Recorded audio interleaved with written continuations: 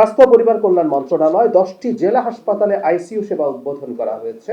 দেশের প্রান্তিক জেলা পর্যায়ে চিকিৎসা সেবা উন্নত করতে 14 জুন স্বাস্থ্যমন্ত্রী দেশের 10টি জেলা হাসপাতালে আইসিইউ উদ্বোধন করেছেন।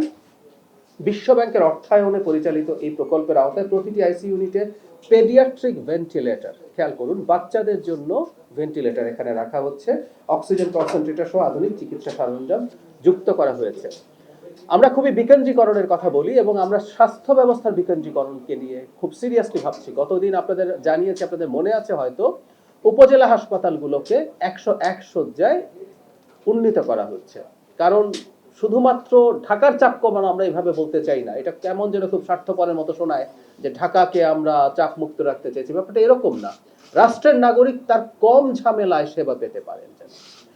একটা দরিদ্র নিম্ন মধ্যবিত্ত মানুষ যখন কোনো চিকিৎসার জন্য ঢাকায় আসতে হয়, তার সংকট হয়, তার সাথে কেউ একজন আসতে হয়, তার ব্যয়ের প্রশ্ন আছে, তার থাকার জায়গার প্রশ্ন আছে, এরকম নানান সংকট আছে। অ্যাট দ্য সেম টাইম চিকিৎসার ক্ষেত্রে অনেক এমার্জেন্সি আছে যেখানে টাইমটাই জীবনের সমান হয়ে দাঁড়ায়। সেই কারণে আমরা সেটা করতে চেয়েছি। ঠিক একইভাবে এখন 10টা জেলায় জেলা হাসপাতালে আইসিইউ ইউনিট উদ্বোধন করা হয়েছে। আবারও বলি, এতে শিশুদের জন্য বিশেষ ভেন্টিলেটর এবং অক্সিজেন কনসেন্ট্রেটর থাকে। Spanish digital print tiles, ATI tiles, এক টাইলসে জীবন পার।